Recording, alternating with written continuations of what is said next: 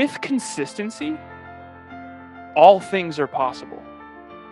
Honestly, without consistency, almost nothing is. And I've come to that awareness recently. Because in my head, I'm like, what makes me different about why do I believe I'm capable of anything?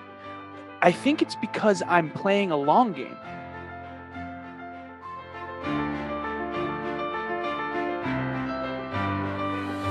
Welcome to the Superhuman Life. I'm your host, Frank Rich, and this is the only podcast in the world dedicated to helping men break free from the shackles of addiction through the power of faith and fitness. It is our goal with every episode to help you take back control and rebuild your body, mind, and spirit. And we do so by bringing you real and raw conversations with people just like you, aiming to find their place in this world while dealing with the everyday struggles and battles that we all face. Now, it is my belief that we were all created for a specific purpose. And if we can harness that belief or faith, then take control of our mind and body or fitness, then we can ultimately create the life that we've always dreamed about, our own superhuman life. I want to let you know how grateful and blessed I am to have you here with me today. Let's get on to today's show.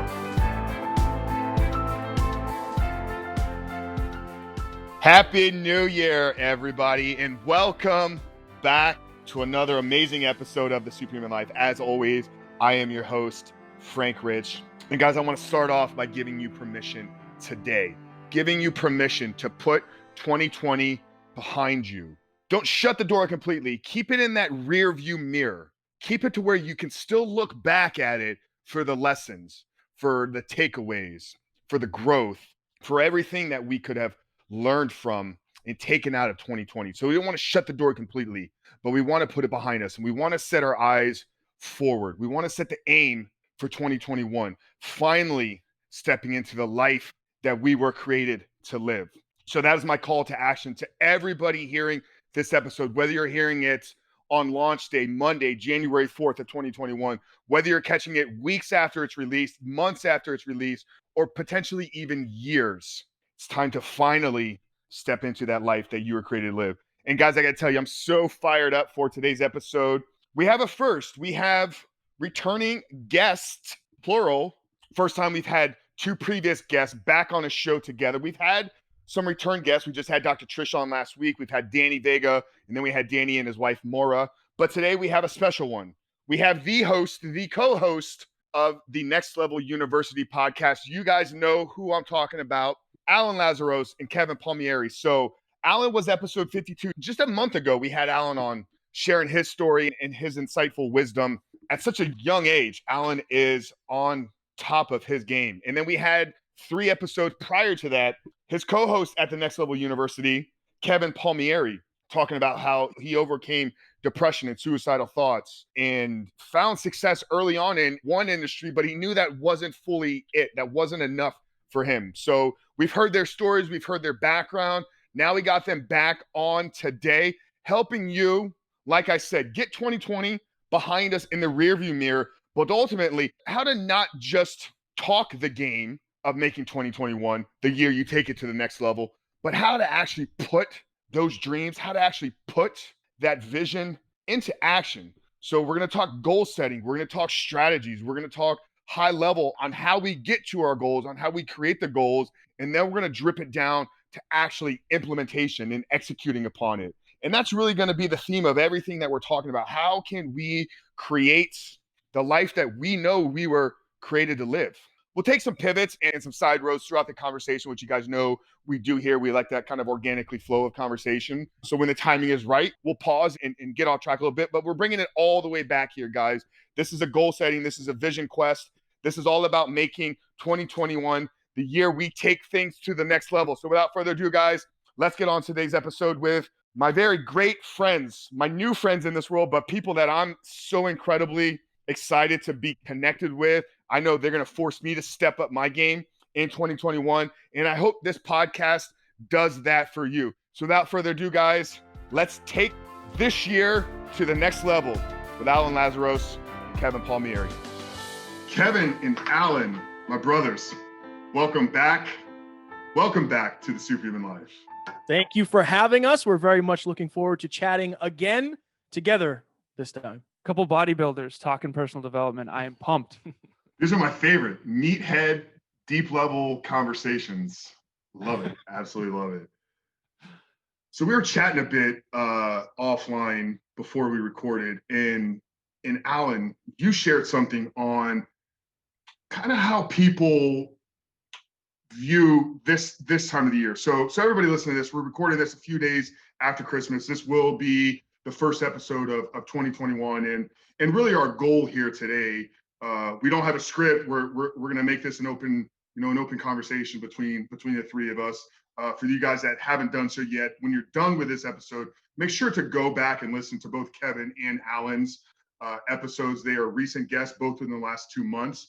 But because of the fire that they brought in the conversation, we had a lot of requests to bring these guys back on. And I even chatted with Alan on our podcast that we're going to set this up.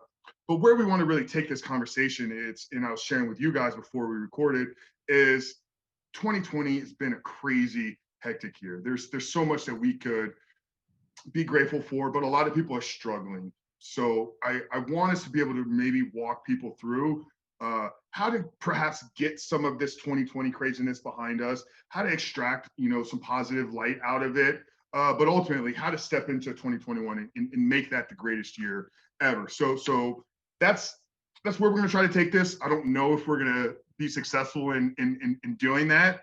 But Alan, you were sharing something about this time of the year, how people need these podcasts, how people need influencers, mentors, coaches more now than ever at this time of the year. And it completely, well, Kevin brought it up first, and then Alan, you just kind of added to it. Can you kind of just share like what your whole perspective on why people need us more than ever during this time of the year?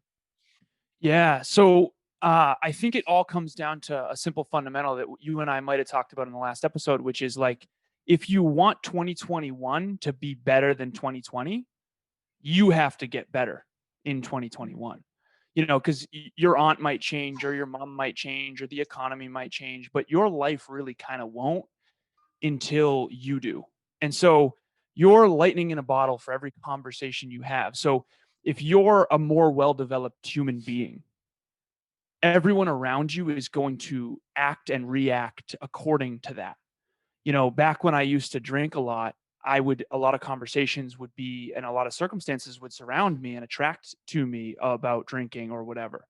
So if you're a huge fan of sports and everybody knows that, people are going to talk to you about sports. If you're a huge fan of personal development and everyone knows that, everyone's going to talk to you about this kind of stuff. And so if you want 2021 to be different than 2020, you have to decide in advance to be different in 2021. And for me, I'm going to lean way more heavy into leadership. I'm going to lean way more heavy into books for sure. So I think that, just to be practical here, I'm like dogmatic about updating my calendar.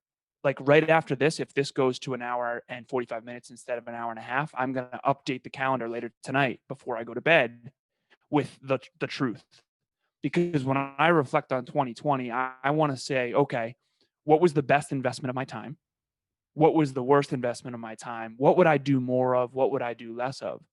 Because at the end of the day, again, I want to bring myself into 2021 with a higher awareness of what was congruent, what I want to double down on, and then what I really want to get rid of. And, I'm 32 at this point, so I'm on chapter 32 of this journey, and I want chapter 33 to be even more incredible. And the only way that's going to happen is if I decide in advance to be more disciplined, more consistent, and decide on what choices I made in the past that really did lead to more joy and abundance.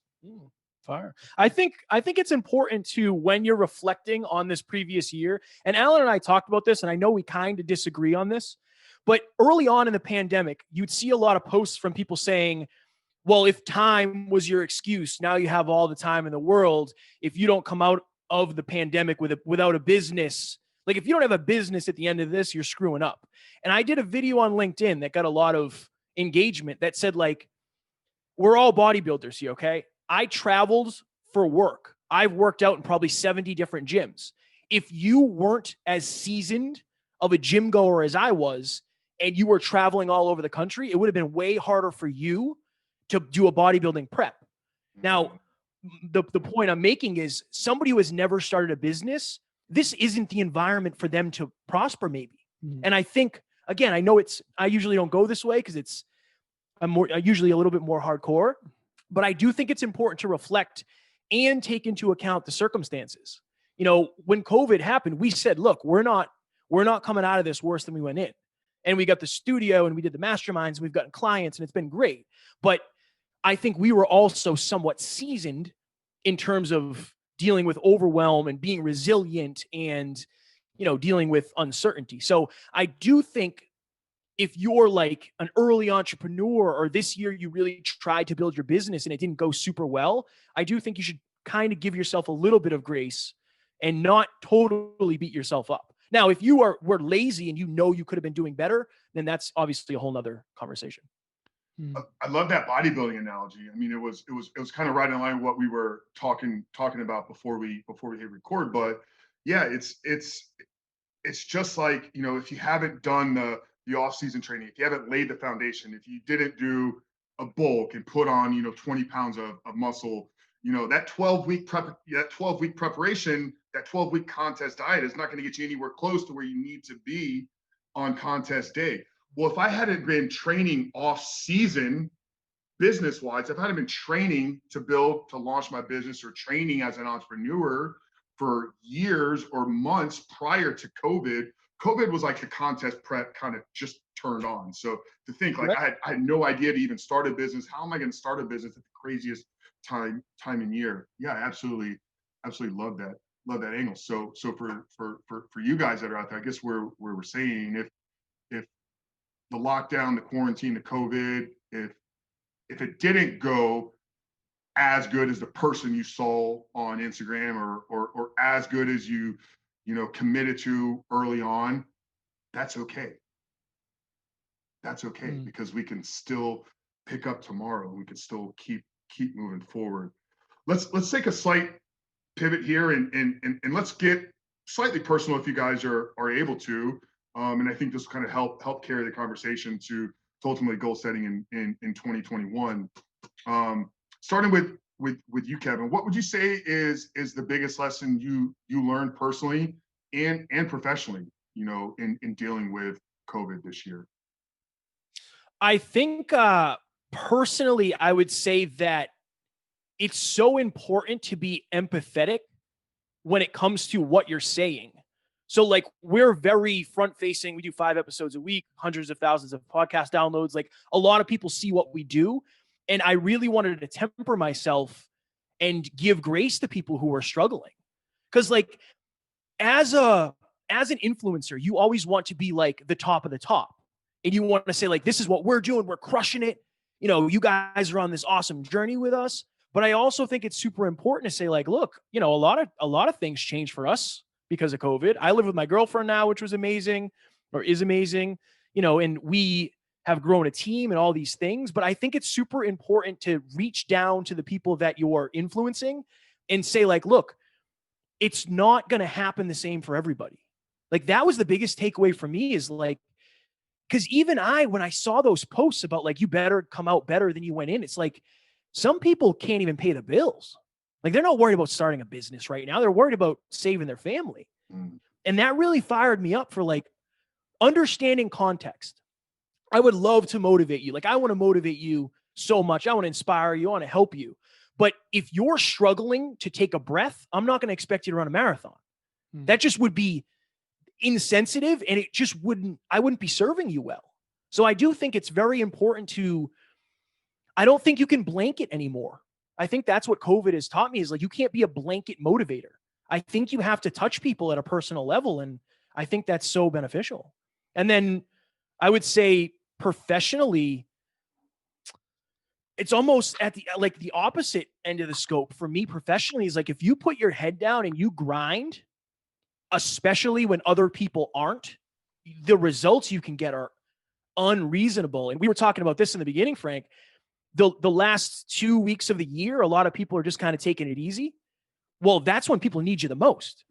Like there's people right now looking at our social media saying like, I just had a shitty week with my family. Like they don't believe in me. They're not supporting me. That's when people need you the most. So that's when you can add the most value and become the most valuable. So it's almost like my lessons are kind of polar opposites, but they kind of tie together for me. No, that's amazing. I want to ask you, like, personally with that grace piece, because I shared this 2 weeks ago when we had Vincent and his dad on. That's something I struggle with still to this day. I mean, I struggle with it internally, and I've had people actually that know me very closely, like, reach out. You know, I'm very passionate in my delivery of the content. Like, you guys watch my videos. I'm on fire. Like, when you get me talking to my tribe, to my men, like, the fire comes out. But I'm also very big on ownership and responsibility and taking complete ownership. I mean, I got right behind me both of those books, Complete Ownership and 12 Rules for Life. I love Jordan Peterson's work because it's all on personal responsibility. But I had somebody reach out to me because I'm very open. Like, when I'm recording content for Rebuild Recovery, which is the porn addiction recovery coaching that I do, I always think of myself on the other side of the camera. So I'm talking the older version of me. And people have been like, Frank, you got to give yourself a little bit more grace. You got to give yourself a little bit more grace. So how do you kind of find that balance between extreme ownership? Because I know you guys both really, believe in taking responsibility and ownership. So how do you kind of find a balance between full-on responsibility but grace at the same time? I think it's contextual. Like, in the example I just used, it's almost like this. I have to understand that many of the people who follow what we're doing aren't as ambitious as we are. And I don't say that to be negative at all. It's just like a lot of them aren't willing to, or they don't have the desire to go through the amounts of pain we've gone through to get here. So it's naive for me to assume that they're going to do the same thing. So I think it's understanding for us, our standards are so high that, like, my grace is going to be different. If I don't do 5 episodes a week for the rest of my life, I'm probably not going to like myself very much. And I know Alan's the same. But I think I think it's personal. I think you know what your potential is. If you take your potential, you run it through the filter of circumstance, and then you get your end game. If that end game could have been higher, I think it's a personal responsibility to be honest with yourself. But I think it's hard when we're putting that blanket over other people. So I think it's personal at the end of the day, Frank. And I think you have to look at your previous experiences to figure out, like, look, and this is a great time to do it.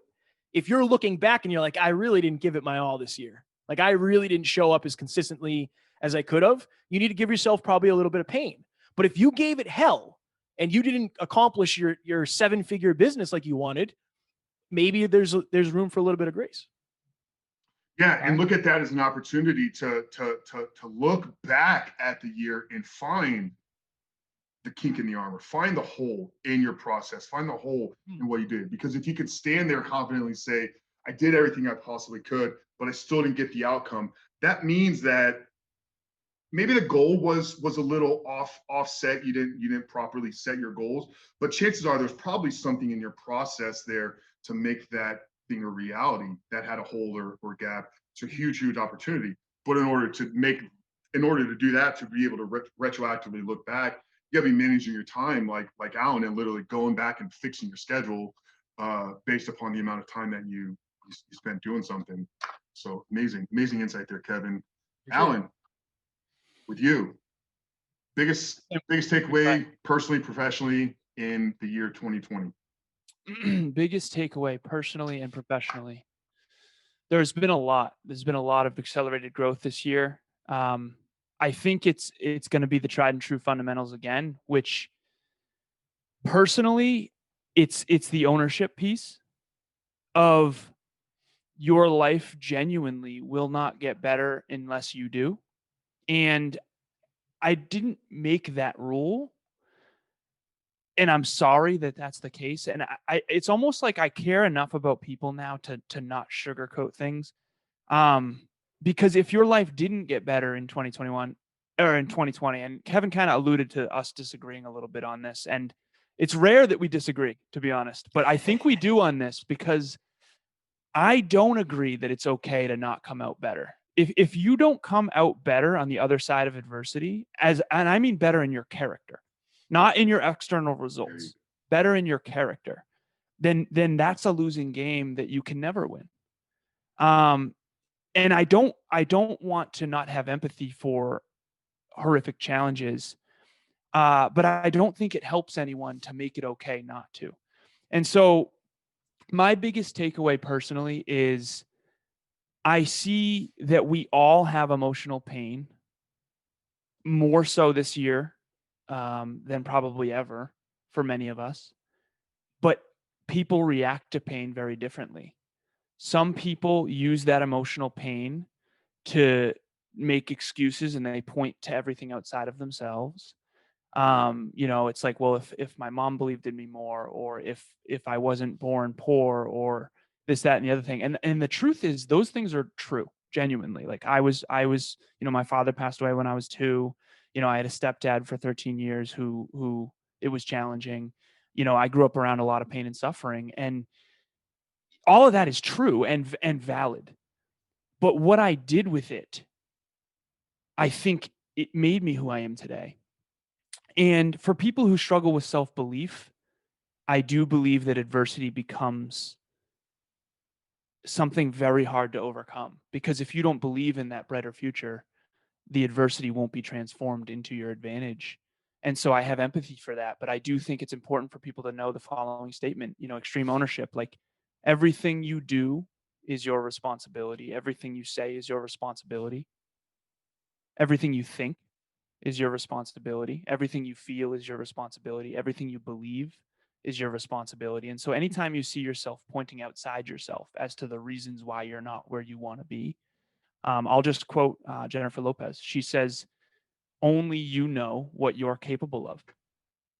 She said, if I listened to all the people who said I couldn't sing or couldn't dance or couldn't act, even after I became famous for these things, I'd be sitting in a room alone doing nothing. Those are her exact words. And so at the end of the day, if you know you're capable of more, which you do, it is your responsibility to manifest that. And I'm sorry, it's just the truth. And telling you anything otherwise isn't going to help you. So that's the biggest takeaway I would say from 2020, is that I think people who avoid truth and feedback avoided more truth and more feedback, and people who sought truth and feedback, yeah, they might have ended up with more pain in the moment, but they also ended up with more truth and better decisions. And I think that, better decisions is good for all of us and for everybody. Yeah, I don't want to drive home the riff in between the two of you, but I think perhaps maybe I saw a shift in Kevin when you were talking about the change in character. So, Kevin, is there anything that Alan said there that you like we're on Jerry Springer? I feel like we're on Jerry Springer right now. No, I love the character piece, but most people don't measure their success on character like we do. Most people measure their success on finances, on business, on outward looks. Alan and I are so big on our character, and that's why we talk about it so often. But I think I don't know. I think go ahead. No, I was gonna say let's zero in there though. I mean, because obviously there's been something that's happened and I'm assuming this is something you've had to learn and grow and develop over time. So what was it about? Either one of you feel free to chime in here. What was it about your growth, your personal? Was it something a specific mentor? Was it something you read? How did you make that shift of viewing things externally versus viewing my growth on the inside, my character? Because maybe there's something really valuable here that we can share with the audience. For me, it was having the 6-figure income, being ripped because I did a bodybuilding show, having a model girlfriend, and then realizing, oh, I'm not happy at all. For me, I found everything that was supposed to make me happy and successful and realized that it was an internal game. And I've told this story before, but I know the exact moment where I figured out like what happiness was. I was walking in the kitchen. It was in the middle of the week, like, probably 10, 11 in the morning. I was walking around and I felt for the first time in my life, I finally liked who I was as a person. And that was like, for me, it was weird because I've been popular. I've had money. I've been good at sports. I've been in shape. But none of those things made me happy. So for me, and then also, Frank, like, you interview people, You know the deal. Like, a lot of people aren't who they say they are. And Alan and I have seen that enough times to be like, I don't ever want to be that. Like, I don't want somebody to think I'm a certain way and then meet me behind the scenes and be like, oh, like, Kevin is not the person. Character over everything. And I think this is the part that gets me fired up. Alan and I worked on our character for the first 4 years of this business and didn't make any money. So I think it's like, I want you to come out with a character, a better character. But if you're only basing your success on that, you're going to end up, like we were. Broken, despondent. No. I love that. Alan, you had something to add? I think Kevin's right. I think most people do base their happiness on externals. And I think understanding and having empathy for that, because we did too, is important. But I think that the awareness piece that needs to shift for anyone listening is, listen, like, the only way you're ever going to be fulfilled, which I think is the true litmus test of whether or not you're in alignment with your highest self, is if you're focused on your character. And if you're growing towards your maximum potential, which no one else can tell me whether or not I am, only I know that I am or am not. Maybe certain mentors or friends or peak performance partners can give me mirrors of where maybe my blind spots are, or where I'm doing great or where I'm doing poorly. But at the end of the day, if I don't feel good about me, it's most likely because on some level, spiritually, mentally or emotionally, I'm not making choices congruent with my highest potential. And I believe that we are all here to maximize our potential. And I think that looks unique to all of us. And I believe the reason why is because when we go through adversity and become better, we have something to give others. And I know that I wouldn't be who or where I am without certain mentors that believed in me when I didn't believe in myself. And the mentors who made the biggest difference are the ones who told me the difficult truth of, like, it is up to you. Like, no one's going to come and save you. You have to free yourself from this cage that you've put yourself in. I'll give you a vulnerable example. When I broke my nose, I hated my nose for the longest time because it was like I lost my symmetry. And my belief was that good looks would get me love. And I thought I lost my symmetry and my good looks. And that couldn't be farther from the truth, right? And one of my mentors, my main mentors, his name's Dr. Ping. He was my chiropractor. He still is. And he said, all you see is this. No one else cares, Alan. They don't even know that you dislike your nose. Like, you have to get over that. And so it was the people who had the courage to tell me the truth that have made the biggest difference. And that's what I learned in 2020 is I'm going to be that person, even though I'll be disliked maybe sometimes. But I think eventually, as their awareness grows, they'll realize that I was the one who really cared enough to say the truth. God, I love that so much, and it just resonates so much. I've shared this story a handful of times here. I mean, if you go all the way back to episode 1, it's the full story. But for me, I struggled with that lack of really putting my true character out there. I mean, you guys know my biggest struggle was porn. Porn for close to 20 years. At the same time, I was still building a fitness business. I was still an influencer, public figure, putting content out there. And even going back to my muscle building days, it was always around trying to help people become the greatest version, or there was always a self-development hook to everything that I created. And I had these moments towards the end of 2018 where I couldn't even look at myself in the mirror anymore, like getting up in the morning, like about to start my day, record a video, shoot content, whatever I was doing. It's like, you're a fraud. You're lying to the world. Like, how are you going to go help people become the greatest version of the self when you haven't even taken care of things that you're struggling with? And for me, we've talked a lot about bodybuilding here today, but I spent 15, 20 years like building this shield, literally, like it was a shield from the inside of me to the outside world. Like, I thought if I get big and strong and nobody would know, I'm this broken little child with all these insecurities and things that I've now processed and worked through. But the defining moment for me was when I broke my hand and I was told, like, you can't even go to the gym for the next 2 months. And I carried that for like 6 months. I literally lost like 40 pounds of muscle. The first episode I ever recorded for this podcast, I was the lightest I'd been since high school. I'd lost that much muscle, that much weight, the entire body that I spent my entire adult life building was gone. But it was one of the greatest days of my life because I got to speak into the world and put my real self out there, my real story. So it just resonates so much closely with both of what you guys shared. So I appreciate that. Let's like pivot and transition and let's talk into 2021 now. And we've helped people get out of their own heads, maybe slight shift your perspective on this year that we're coming out of. Now we want to help people step into the greatest year ever, 2021.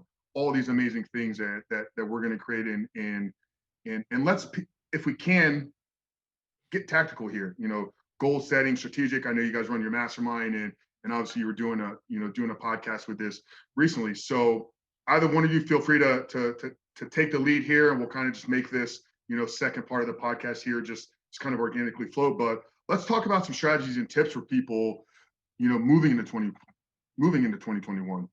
How to set goals, you know, proper planning. Yeah, we'll just take it from there, guys.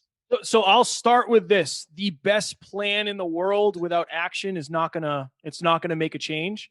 So number one, if you want 2021 to be the best year of your life, you first have to commit to the action that it's going to take. Okay. So I'll do the tactics. Yeah. Okay. From my perspective, if you break your life into health, wealth, and love, okay, let's fast forward. We're sitting at the end of 2021 and you're thinking to yourself, this is the best year of my life. What happened? What happened in health? What happened in wealth? What happened in love? Well, I made $150,000 in my business. I lost 15 pounds. I'm in the best shape of my life. And I am the best I've ever been with my significant other. Okay, cool. Those are the three things. Now we got to reverse engineer that. What are your daily habits that must happen in order for you to accomplish that? Okay. And I know you guys, like if you're watching this, if you're listening, yeah, like, thank you. You know, it's super simple, but again, it's simple in thought, but in practice, it takes way more because it's going to change, right? What you do is going to change. What the results that you get for the effort you put in is going to change. But that's what I would say. I would say literally like, okay, I want to make 150K. Cool. How much money did you make last year? I made 75K. How many clients did you have? I had 53 clients. Okay. We have to double that. Okay. You're at 150K. How many days did you spend prospecting? 2 days a week. Double it to 4. Like, and again, is it going to work that easily? No, but it's just for an example of what you can do. Did you work out this year as much as you wish you had? No. Did you make any result? Did you get any results? No. We have to up that a little bit. I genuinely think it's about after this podcast. Well, we actually have another one right after this, but we call it reflect and perfect. We will reflect on this one and say like, hey man, when you called me a donkey, I didn't like it, you know, and then I didn't on this one. Did I? Not yet. Not yet. Not yet. And then we'll use that reflection as perfection. I think that's what Alan's going to do with his schedule. He's going to reflect and then perfect. I think if you do that, and you can go back and listen to the episode where Frank and I talked about the system of success, but break it down into the smallest things that you can do right now. You know, the building we're in is millions of bricks, but they're all one brick. They're all one brick. It started as one brick and then another brick and another brick. That's what your habits are. And that's what your goals are at the end of the day. And don't overwhelm yourself by looking at the top of the mountain, like one step at a time. That's the tactical advice I would give. And you can reach out to me anytime. Like if you're thinking, Kevin, you're crazy, it's not that easy, reach out and I'll gladly send you an audio or something. Yeah, no, I want to just perhaps dial in a little bit more here, and then Alan, we'll get you for more of the high level take on this. So I know you Kevin, you do a lot of, you know, personal one-on-one coaching. You both guys do. So, you know, obviously it's hard, you know, to do this over an audio podcast because you need, you know, there's a personal touch to this. But are we only going to go 12 months? Like, are we only going to set goals for 12 months, like year-long goals, or do you break that process down into quarterly, monthly, weekly, or is that 1 year goal a piece of a bigger goal, or do you only go a year out in the future? Yeah. It's interesting because for us, we all have like one thing that we're focused on in this weird way. So we have 9 people on our team, but everybody's focused on one thing that they're measured on. For me, it's podcast listens. So I don't really do I do a yearly goal, but it doesn't really matter in a weird way. And also, I'm like, our coach is David Meltzer, Yep. and he always says, obviously time is a man-made construct, but he always says that if you're creating results and goals based on a timeline, you're creating resistance. So I honestly try not to create time-based goals. I try to measure the progress that we're making. And again, that might be weird, but like, we wanted to hit 5 million downloads in 2020. We didn't. Like we didn't hit 5 million downloads in 2020, but we have so many other things that we didn't even plan for as goals. We have a 9-person team. We've done 38 weeks straight of a mastermind. We've been on way more shows. We've had really next level tier 1 guests. Like, so many things have happened. So I think I would decide, like, what do you want long term? But like you said, it's super hard to bring that down to earth without having a specific example of what somebody wants. I've always struggled with that, like giving the details of uncertainty and not being sure of what somebody actually wants. Yeah, no, I get that, because I started 2020 as the head of sales and partnerships for a multi-million-dollar marketing agency. Like, I thought that my next 5 years was building this agency and we are going to have a multi-million-dollar exit.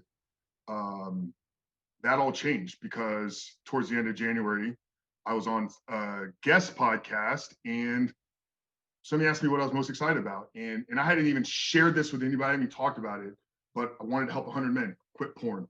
Literally, like, in an instant, my entire goals for 2020 changed because I had to figure out, okay, how do I now leave this full-time position where I'm working 60, 80 hours a week, helping build this company.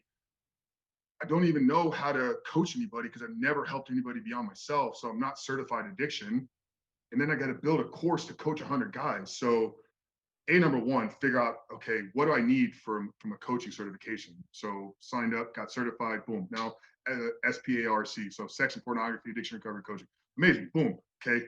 From that podcast, had 2 guys reach out. I'm all in, ready to go. So now I had clients. I had no material, curriculum, nothing. Just going to build this on the fly. Literally the first 2 clients helped me build what is now the 16-week curriculum. But yeah, I started 2020 thinking I was going to become, the number one, I was building a sales force, selling high ticket marketing services. By the beginning of May, I had exited that company. I figured out, okay, what do I need to do in my business to replace the income. Now the second half of the year was really piecing this all together. Now I'm moving into 2021 very clearly defined on what I'm trying to accomplish. But yeah, had I not been able to, had I not been flexible and I not been able to pivot, and I stuck true to what I said in January, like, we may not even be here possibly recording this podcast. I definitely wouldn't be, doing the coaching work and some of the exciting things coming up. So we got the tactics there. Alan, kind of have you speak to, more of the higher level, and I think, because a lot of what you shared, Kevin, was great on the business side. Let's keep this, if we can, on people's personal goals. That could be business. Maybe somebody's got a business, maybe they got a career, but let's speak more to the individual, like my life. Right. So, Frank, you've probably, I sense that you've already deduced that Kevin tends to go with tactics, and I tend to try to give a deeper, broader understanding. And I think both are super important, right? So I'm gonna go to the deeper understanding. At least I'll try to. Kevin mentioned something that I think is interesting about the bricks of this building, and it was done one brick at a time, and I absolutely adore that. But there's another piece that I think we're missing, that I think a lot of people are missing in their life. And this is not me disagreeing with Kevin. It's just extending another olive branch. Imagine right now, us 3 are, in a field and we see someone laying bricks. And we're like, hey, what are you building? And they go, I have no idea. I just think that that's how a lot of people live their life. And I think it's a giant mistake, because then you feel like a failure, not because you're not great at stuff, but because you never even knew what you were building in the first place. And so while this complex was built brick by brick, first there was a blueprint. This building was done long before anyone laid that first brick. And so to try to make this as practical as I can, it's difficult because it's hard to say, hey, what do you want to be in a decade? I am very, very blessed to know exactly who I want to be in a decade. And I've kind of seen that vision, and I won't go too deep into that. But for those of you who don't know what you want to be in a decade, maybe it would help you to look at some heroes. Who do you admire and why do you admire them? Most likely it's certain character traits that they have. But what I want to pay close attention to is that those character traits were actually built based on goals and dreams. And I'm going to give you a really simple, kind of weird example. But if you look at Michael Jordan now, he's somewhat overweight and out of shape. His goal of winning that many championships and being the greatest basketball player to ever live is what made him, it's what created the discipline and the character and the work ethic and the body and the amazing talent that we saw. Now, he was obviously born with great talent. He was put, he had a basketball in his hand at 5. Like, we get all that. But the point is that without the goal, you're not going to develop the character traits that you admire. And so for me, it's this simple framework, and it might seem complex, but I'll try to break it down. So for me, my main focus is to have the biggest positive impact humanly possible. And Kevin is a partner with me in that, and we both want that. Okay. We figured out that the way that we can have the best, biggest positive impact in the world is listens. So the podcast is the vehicle, but the podcast isn't the goal. 500 episodes of Next Level University is a byproduct of the vision and the goal. And so I think if you're out there right now listening, I think it's really important to understand, like, who do I want to be? What are the character traits that I want to embody? And what is the lifestyle that I want to live? Not just now, but in a decade. And then what are the goals I can set where the byproduct of that? So for example, if you want to afford your dream car, I have this one mentor. He was the CEO of a lot of tech companies, and he bought an $80,000 Mercedes that was really cool. And he was showing it to me, and I could kind of tell, like, you never really cared about cars. I know you don't. And what's interesting is I know a lot of people who would love this car who can never afford it. The difference is that you think you want a nice car. What you really need is financial mastery. This mentor told me that at 18 years old, he grew up in a poor family that migrated here from Germany. And back in his early days, Germans were very discriminated against because it was after World War II. And he, had nothing. And he said, you know what? I'm going to spend the rest of my life getting wealthy.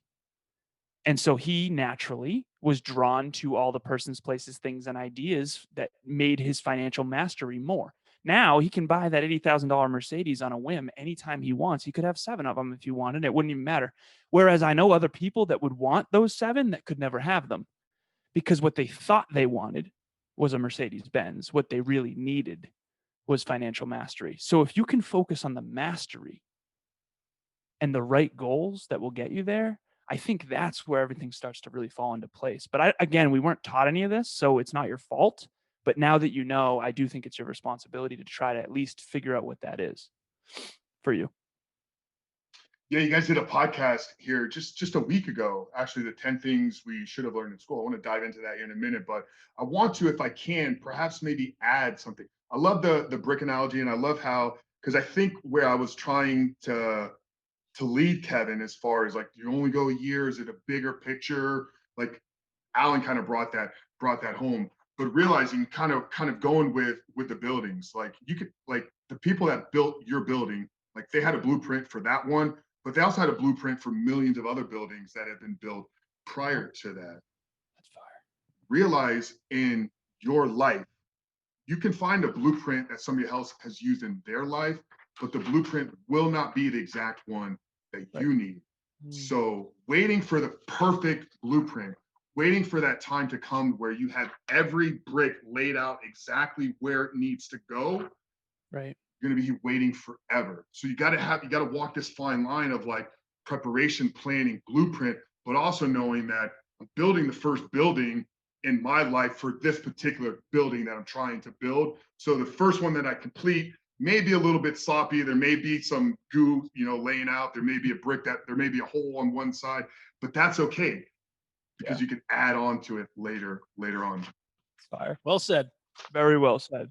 So let's go 10 things we should have learned in school. This wasn't something I had planned, but because you brought it up there. So planning obviously wasn't one of them. Goal setting. What were three of the top three or three of the five, or all 10 if you guys want to. So I'll be straight with you, Frank. I don't remember all 10. We do one of those a week, so there's a lot of those. For me, I'll be honest. You guys do that recurring episode every week? No, we do like 10. We've done 10 ways to help your relationship, 10 ways to do this, like, and you can tell that I'm naming those because they're tactics. But yeah, it's been awesome. It's been awesome to do that every week. But for me, like, I think the number one thing is relationships. Genuinely, I didn't learn a single thing in school about relationships. And at the end of the day, not all of us are going to start businesses. Not everybody in the world drives a car, right? Like, there are people who don't drive. Not everybody in the world is going to, do anything. But almost everybody ends up in a relationship at some point in their life.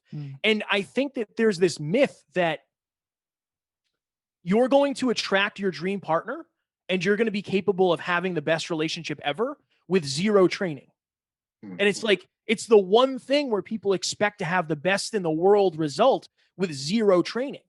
And that, like, for me, Alan and I both have the best relationships we've ever had. We are so very blessed.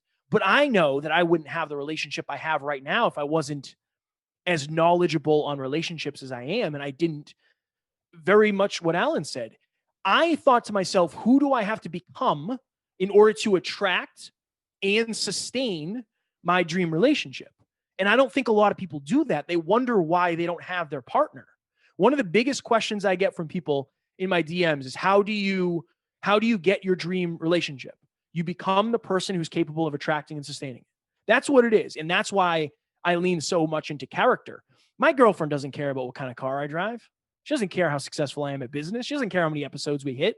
She cares that I'm a good human being who takes care of her, who is respectful, who she feels safe with, who's, honest, all of those things. So for me, at the end of the day, like, I think it's a shame that more people don't learn about relationships because they think everything was either their fault or their partner's fault. When the truth lies somewhere in the middle, you're both to blame if things go south, for sure. I appreciate that. Yeah, I think that approach, that perspective really applies to every area of our life. And I think this is something, I don't know if I learned it this year, but it's definitely like been driven home for me. If there's something in your life that you do not yet have, realize that you are not yet the person that should have it. Or I think I completely screwed that one up. But right in line with what you're saying, you got to become that person that is ultimately going to attract that perfect partner, perfect spouse. Alan, what did we not learn in school? So many things. That's so near and dear to my heart, because I think my deepest pain came from my mom always taught me that if I aim high, and we talked about this on the last episode, that I would have choices. And she was absolutely right about that. But I don't think we can make good choices without awareness.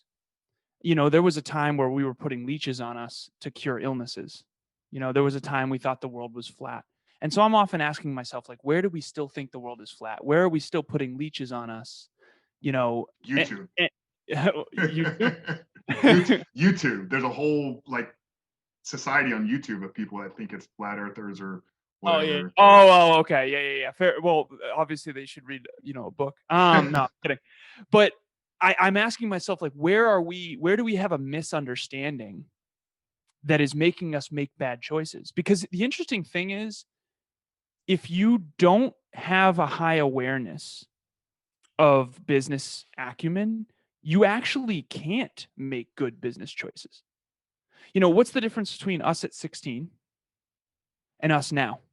Really, it's now we know better, therefore we can do better. We can make better choices. I mean, when I first started my fitness journey, I didn't know anything. I was winging it.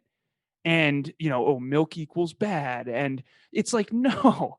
So your daily choices are compounding into the results you have. And that's what we didn't learn in school. To get back to your original question, we didn't learn how to learn. We didn't learn what to learn.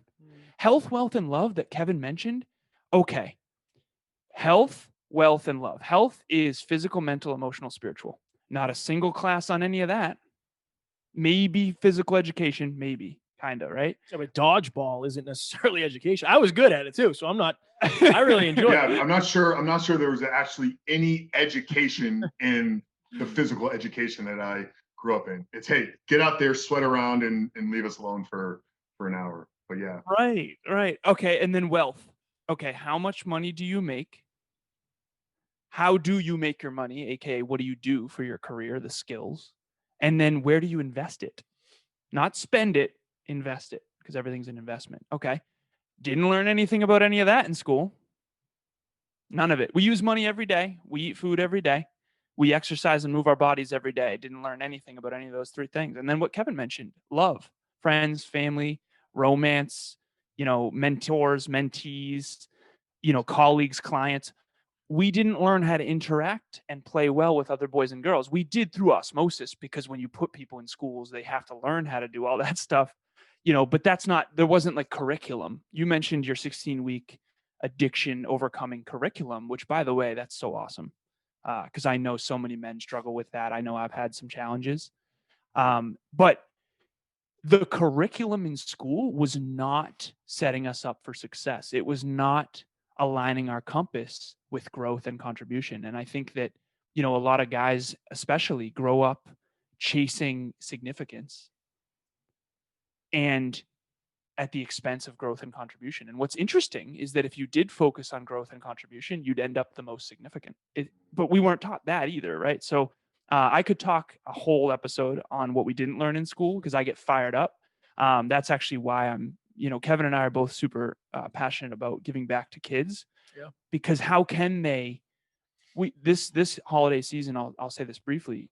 Kevin and I donated, and our coach Dave Meltzer, we donated $700 to Burncoat Elementary down the street for clothes for these kids. They have a clothes closet, and one of our dear friends' little sisters is a teacher at this school. Her name's Sarah, and she basically said that there was one student in second grade who had a pair of shoes. And then in fifth grade, there were holes in the shoes and they were still wearing the same pair of shoes. And so it's like, that's what we're trying to do, is not just obviously Next Level University. Our podcast is to help people learn. We want to raise people's awareness so they can get to the next level in their life. That's what we're here for. And I guess if you're out there listening, we didn't learn a lot. There's a lot we didn't learn in school. And if you can transform your own personal development into teaching other people what we didn't learn in school, I think you're going to see everything in your life improve, and you're going to have a huge impact. So that's kind of a long-winded answer to your question. No, that's so. Can I add good. one? Please just do. Quickly. Failure, like the one thing, and this is why I talk about entrepreneurship. But this is anybody. If you're watching this, if you're listening to this, I don't care if you have a 9-to-5, if you're looking for work, whatever it may be. We were not taught how to quote unquote fail forward. Like there's a good chance I will say something in this episode, or I already have, that like I probably was like, that probably wasn't the best thing to say. I could have done it better. That's a fail forward moment. We were never taught that. You get a 65 on the test, you take it home, your mom and dad are screaming at you. It's not like, I wish a teacher would sit somebody down and say, you got a 65. And maybe teachers are doing this now, so I don't want a blanket statement. You got a 65. Why did you answer this question the way you did? Well, I thought blah, blah, blah. Okay, I can see why you thought that. Let me give you a different perspective, right? We weren't taught that failure isn't final. Failure is only final when you quit. And I think that's such an important lesson that especially kids need to learn. Well, yeah, I mean, we're going in a completely different angle, and that's okay. That's what happens here on the Superhuman Life. You guys know that. I'm very passionate on the education piece as well. We'll have to have you back on for a whole other conversation there. But the failing piece, this is something that not in schools, but in sports now, it's like losing has been taken away from kids. Like a lot of little leagues, like, don't keep score anymore. There's participation trophies for everybody. No, the trophy goes to the winner. Everybody else, you lost, get better, practice, come back next season and try to win. that's the process of failing, learning from it, growing, and becoming again. So yeah, I love that, guys, because I have very strong opinions on education. We did a small little segment with Danny and Maura way back when we had the Fat Food Family on. But yeah, I think we need to do another education specific one. So curious, because you slightly mentioned it, and I know you guys recently, we talked about it, I think with Kevin on the first episode, the transition with hyperconscious to now next level university, keeping with the theme of school, and maybe I'm asking a projection question into the future.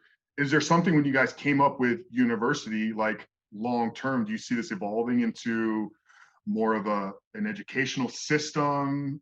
Is that something you guys have thought about? Am I coming out of left field here? No. So it's interesting because when we switched, we were like, okay, we got to switch the website. Obviously, it can't be hyperconscious.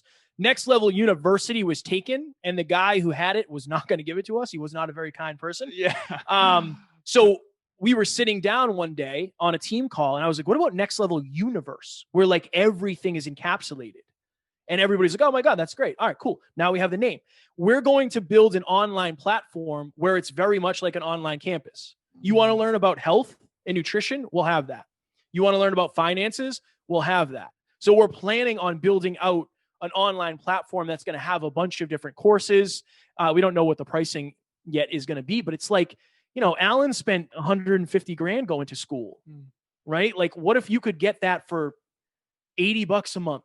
Like all the stuff that, you really need to know to live your dream life. Like that's what we're all about. So you are projecting into the future, and we are connected clearly because Fire question. Appreciate that. Yeah, it's like I haven't looked deep into it. You guys might have seen it as well.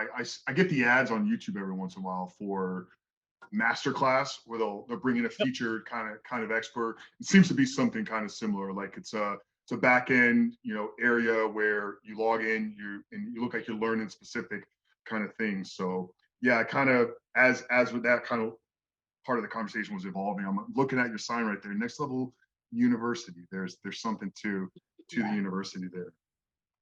I just want to say too, there's a reason we mentioned health, wealth, and love. It's life, level up your life, love, health, and wealth. It's majoring in the major things. If you have a 0 to 10, if your health is a 10, physically, mentally, emotionally, spiritually, your wealth is a 10 out of 10, and your love life, friends, family, intimate relationship, all that is a 10 out of 10. You have a level 10 life. What else could you want, right? Instead of worrying about what Trump tweeted, like concern yourself with your own health, your own wealth, your own love. And if you do that, it will ripple out into affecting others. My girlfriend really blew my mind recently when she said, Alan, I consider you a really great man, the greatest man I've ever met. And while I loved her saying that, and that meant the world to me genuinely, but she said, what if what is best for you is what's best for the world? In other words, get rid of this selfish versus selfless thing. What if what's best for Alan Lazaros is what's best for the world? And I believe that that's true for all of us if we're virtuous. Now, if we've got all kinds of addictions, I've been guilty of that too. And we're in vice world. Trust me, that's, I've been in negative town many times, but I also learned there. And then I came back to virtue. And so that's another piece I would extend as well is if you're out there listening and you think that you appeasing others is what's good for the world, I would question that. And I'd say, what if me reading a book alone by myself on a Thursday night for an hour is what's best for others? That's a huge thing I learned in 2020 as well. So I just want to extend that. And I think there's even not more powerful, but another real big takeaway there as well. Perhaps somebody's hearing this and in 2020 has been too hard to bear. A lot of people lost their lives. We understand that, and we pray for everyone that has lost a loved one or is currently going through something right now. But maybe you're sitting there realizing, like, maybe I'm just not made out to have the best. Maybe I'm past my time, or like I don't deserve any good. And it's no. What's best for you, whoever's hearing this, whatever you're going through right now? What is best for you on the other side of what you're struggling with right now? What's best for you on the other side of this addiction? What's best for you on the other side of this relationship challenge? What's best for you is best for everybody else. And we need us all to operate at our best. And that's what makes this world an amazing place to live and operate in. God, it's powerful. Love that there. Amen to that, brother. Love that. So let's God, we've been going for quite a bit here already. Let's bring this home and wrap it up with let's talk personal goals for 2021. If you guys are willing to put anything out there, you don't have to share, your most intimate and personal goals, but what's Kevin looking forward to, moving into 2021? Big goal or big three or just something you're going to knock out here in the next 90 days. Feel free to take it wherever you want here. 2021, Alan and I have set a dual goal of hitting $1 million gross revenue in Next Level Podcast Solutions, which is a business we started last year. So honestly, I think a goal for me is to make this year the year that all the hard work we've put in behind the scenes of being the best men we can be really comes to fruition. I want this, and this is going to sound a little arrogant, but I want this to be the year that people say, they go from saying like, what the hell do those kids think they're doing to how the hell did they do what they did? I feel like we're there, and I feel like we're grounded, and I feel like we're doing it for the right reason. So that's like the big goal for me. I want to buy a house with my girlfriend. And, honestly, in 2021, I want her to be able to quit her job, and I want her to be able to do whatever she wants. I don't want her to have to work anymore. That's like super important to me. So those are probably the biggest ones for me. Strong answer, brother. Appreciate that.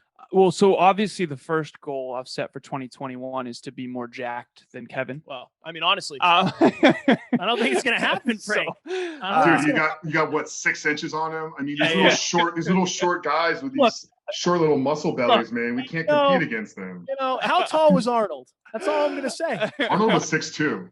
Yeah, it's pretty tall. He was 6'2", 250. I know his stats. No, I'm kidding. So similar to what Kevin said, and I don't know if we talked about this, but instead of just answering your question, I'm going to go down this giant rabbit hole. No, it won't be too deep. So the consistency flip. John Maxwell talks about this. He calls it the consistency flip, and it's called the bow tie. And they talk about it in real estate, all this different stuff, but it's really simple, but it's really profound and really important. And the first thing I'll say before I explain the consistency flip is something that I've come to realize again in 2020. If with consistency, all things are possible. Honestly, without consistency, almost nothing is. And I've come to that awareness recently, because in my head, I'm like, what makes me different about why do I believe I'm capable of anything? I think it's because I'm playing a long game. I'm playing, like I could, in 10 years from right now, all three of us could climb Everest and come back alive and succeed. If we did it right now, all three of us would die, guaranteed. Why? Because we haven't trained. We don't have a guide. We've never climbed mountains before, or at least I haven't, right? I haven't. So, and you guys would die because I'll be dragging you guys behind, right? And obviously, I haven't done cardio in a dog's age. First of all, I'm from Florida, so you got to drive 300 miles north just to see a hill. Okay, yeah, exactly. Okay, so we would die. But here's the thing: people make the mistake of saying, "I can't climb Mount Everest." No, you can't climb Mount Everest right now. See. Okay, so now let me explain the consistency flip quickly, and then I'll give you my actual goals for 2021, which was your original question. Okay, I want you to picture a bow tie. So picture an X and Y axis, a graph. This, for the math people out there, you'll love this. Okay, there's a upper right quadrant. There's a line from the bottom left to the upper right. Okay, and it's called results out. Then there's a line from the upper left to the bottom right, effort in. All right, at the beginning of a journey, fitness, business, relationship, you name it, effort in is a 10 out of 10. It's like brutal, especially in business. I'll use business as an analogy. It's like, first of all, the market doesn't know you. Nobody knows you. You're brand new to your craft. Like, you think you're a podcaster now? Like that whole thing, right? Yeah. Level 10 effort in for 0 return. 0. Okay. But eventually You start getting good. You start learning. You start establishing yourself. You start building self-belief and self-esteem. All of a sudden, it's 9-1. Then it's 8-2. Then it's 7-3, 6-4, 5-5. Holy shit, 5-5? My effort is actually returning a result that I wanted 6 years ago, right? Okay, and then eventually it flips. This is called the consistency flip. All of a sudden, effort in is actually lower than results out. And this is when you start to have like, oh shit, Leonardo DiCaprio in Titanic? Well, he's been acting since he was 11, but now the whole world knows him. Okay, he's on the other end of the consistency flip. The problem is, so eventually, at the beginning of a journey, it was level 10 effort in for 0 results. That's Eminem in a trailer park writing raps. Okay, that's Taylor Swift at her first barbecue with like no one listening. That's Michael Phelps the first time he was in the pool, right? That whole deal. Okay, then eventually, it's a level 0 effort in for level 10 results. That's John Maxwell having written 100 books. We all know his name. Why? Because he just wrote forever, right? He said my 8th book was my first good one. My mom only bought the first 7. I have 0 books, right? So if you're out there right now, just understand the consistency flip and have reverence for that early part. What Kevin just mentioned is true. We've been putting in some serious work and getting made fun of and laughed at. And what are you guys doing? Like, I quit corporate America making a lot of money to really chase my dreams and have the impact I want to have. And Kevin did the same, not corporate, but making more than 6 figures. And at one point I was landscaping for $100 for 4 hours in the hot sun for a friend's mother. Okay. And now I'm making way more than that, but I'm always going to have reverence for that time when I could have made $250,000 from one of my mentors offering me a VP of sales job, but it wasn't congruent with who I knew I could be.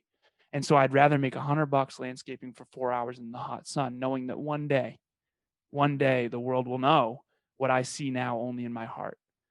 And I think that's what I would give people. 2021, make it a great year, work your butt off, set big goals for sure. What are my goals? What Kevin already mentioned. $1 million in gross revenue in Next Level Podcast Solutions, which is the business behind this one. We want to do at least 50 million listens. And again, even if we get halfway there, it's still 25 million, right? So impact. And then also I want to buy a home with my beautiful girlfriend as well. And so we're on a similar trajectory, and we're all in though. We're playing an infinite game. Oh, yeah. We'll still be doing this at 40, 50. Just getting 60. started. Yeah. Just getting started. Right there with you guys. And I'm so excited to be a part of your journey and watch you guys continue to grow and change the world. Guys, if you did not just get what Alan just said, go back and rewind these last 4 minutes, because perhaps that's consistency loop. Was that the correct consistency flip? Consistency flip. That in and of itself will change so many. I'll share with you guys personally. So I started my YouTube channel back in 2009, just because I was a meathead and I wanted to put impressive lifts out there. I really started content back in 2017 with the launch of Frank Rich Fitness. We were doing 2 videos a day, or 2 videos a week, I'm sorry. Muscle building, 10 minutes, some talking head, but it was a lot of execution, this and that. Stayed really consistent. I wasn't 100% with 2 videos a week. And then at the beginning of 2019, because of a slight shift in my focus of work, stopped doing it. But those videos were still out there, over 100 videos that I'd put out there. Well, kicked back up to the end of summer this year, July 28th, I went all in and said, I'm going to start doing a video a day, not on muscle building, but a video a day on porn addiction recovery. So about 6 weeks into that, I finally hit YouTube Partner Program, which basically means I can monetize my channel through ads. I can't monetize any new video because YouTube won't let you monetize porn addiction or porn related because of the content. Like, a lot of advertisers just want to be partnered with that.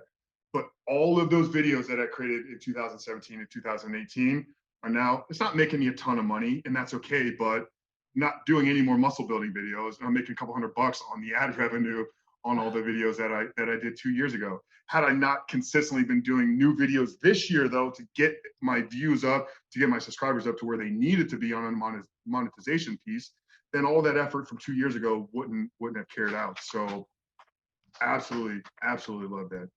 Congratulations, brother. That's yes, awesome. that is. That's yeah, awesome.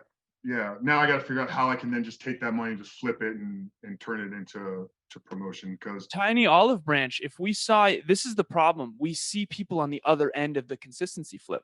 I was watching a Kobe Bryant video today where he was talking about when he was 10 years old, he was in a league that most professional NBA players are in when they're kids. And he's like, I didn't score a single point for an entire summer, not 1 point. Yeah. And he realized he was terrible. And he went back to the drawing board of like, he had a menu of like, okay, jump shots. I'm going to start there. And then within 2, 3, 4 years, he was actually the best in the entire country. But he was the worst in that league. But we don't see that. We don't hear about that. We see Kobe Bryant with 5 trophies, 5 NBA championships. Yeah. Well, Michael Jordan got cut from his JV team. You know, this is it. Everybody understands the idea of the 10-year overnight success, but they think they cut that 10-year part off and they just focus on overnight success. No, nobody that you're following, nobody that, I don't want to say nobody because there's the rare oddballs, viral video, whatever, but that is not the norm.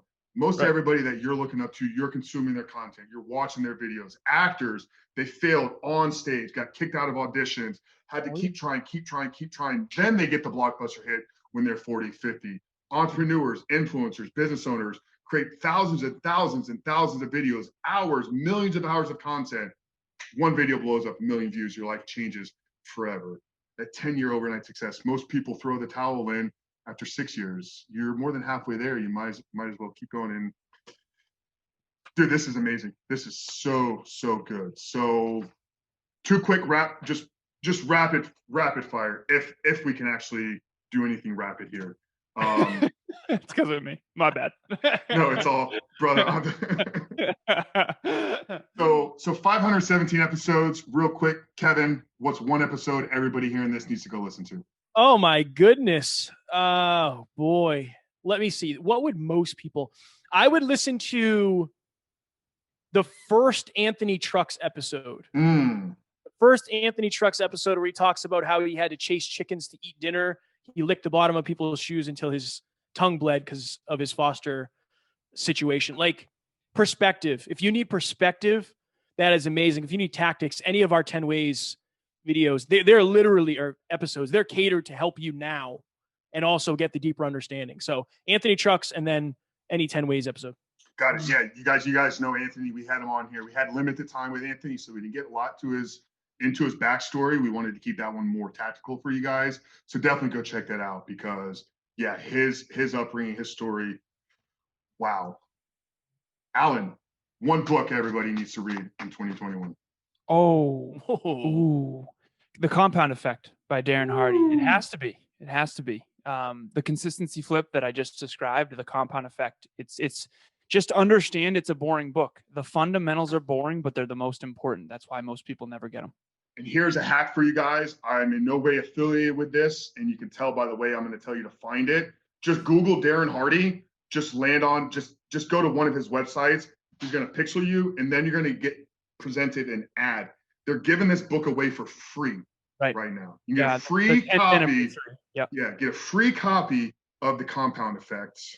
It might be like $7 of shipping, whatever. Just Google his name, go to his website, and then let the advertising take care of the rest. I don't know how to direct people directly to the free page. So if I can find that, it'll be in the show notes. If not, trust me, the algorithm will make it happen.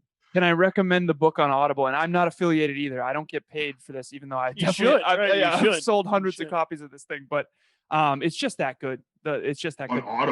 On Audible, his passion comes through. He's a really strong speaker. He's got a lot of reps. And the Audible, it's different. And he also goes off script a little. And there's extra golden nuggets in there. Yeah. So I love the Audible. I've read it more than dozens of times, like probably 100. I just don't want to exaggerate just in case it's not. Got it. Have you listened to Can't Hurt Me on Audible? Oh yeah. By David Goggins. Similar theme there. I that book, maybe that Audible, I was in tears. I don't know, 5, 6, 7 times, like literally like sitting in the living room, just crying while I'm listening to a book. I'm like, what's wrong with me? We've all been there, brother. Yeah. We've all been there. Well, guys, this is absolutely amazing. Obviously, we don't need to ask you what a superhuman life is. We wrapped that one up with on the first episodes with each one of you. So I don't really have a good ending here. But any final words, Kevin, Alan, for the audience here on making 2021 the best year ever? I would say use your imagination more in 2021. Use your imagination more. I think that's something I've really leaned into. I was the kid who didn't really believe anything we're doing now is possible. Alan's helped me so much with that. So I use my imagination a lot. Like if it wasn't from my imagination, I would have quit a long time ago. So I would say, honestly, really leverage your imagination and stop. And this is the other thing. And this is something I'm super passionate about. Don't let the 5 people in your life telling you can't accomplish your goals stop you from helping hundreds or thousands or millions. Like, because you'll regret that shit on your deathbed. You'll regret that. So stop listening to the 5 people who don't believe in you. Start listening to the hundreds or thousands of people who need you. Oh, that's fire. That's good. Appreciate that. Yeah. Real good. I don't know if I can follow that up. Let me fire it up at the end. In 2021, I would say call it hardcore, but honestly, stop letting yourself off the hook. We can all be logical for a second. The easiest stuff to do, the most popular stuff to do. Okay, the most popular soft drink is Coca-Cola in the world. The most popular wine in the world is Franzia. The most popular restaurant in the world is McDonald's. If it's popular, it's average. The human condition wants the path of least resistance. It does. It's natural. It makes sense. We're all kind of inherently lazy just in our biology. You got to fight that shit. You got to. Stop letting yourself off the hook. Because every time you say you're going to work out and don't, every time you say you're going to tell your girlfriend what you're grateful for and don't, every time you say you're going to get that special gift for your mom or flowers and don't, you're losing self-esteem. And when you lose self-esteem, you lose confidence, you lose self-belief, and then you hurt people you love because you feel like crap about yourself.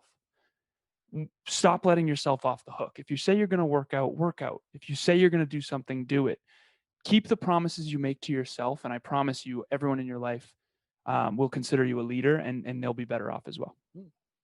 Yeah, I've stolen it from Ed Milet, and I probably said it, I don't know, at this point, 1,000 times on this podcast and hundreds of thousands of times elsewhere. But your self-confidence is built and kept by keeping the promises you make to yourself. Absolutely love that. Guys, this has been such an absolute pleasure and honor. So grateful for both of you, for the work that you're doing, for the love and content and everything you're putting out into the world. Truly is changing my life and changing our audience's life and changing millions of lives through your own distribution as well. So appreciate you guys for jumping on here together. Guys, make sure to go check out Next Level Podcast. 1 episode a day, from shorter ones to longer form ones. I mean, over 500. Obviously, check out Anthony Trucks, but you have your picking. I mean, whatever question you have, I can tell you there's probably going to be an answer somewhere in these 500 episodes. Get plugged in on their YouTube channel. Follow them on Instagram. We'll link all that down there below, guys. And if you haven't done so yet, help us continue to grow this show, grow this mission, and grow this platform by rating and reviewing this, whether it's Apple Podcasts, YouTube. If you're watching the video, we appreciate you guys. Make sure to subscribe, turn those notifications on. If you're listening on Podbean, Stitcher, wherever you're at, we're all over the place. Like, rate, review. We love you guys. For Kevin, for Alan, Frank Rich, the Superhuman Life. Love you guys, and see you next week.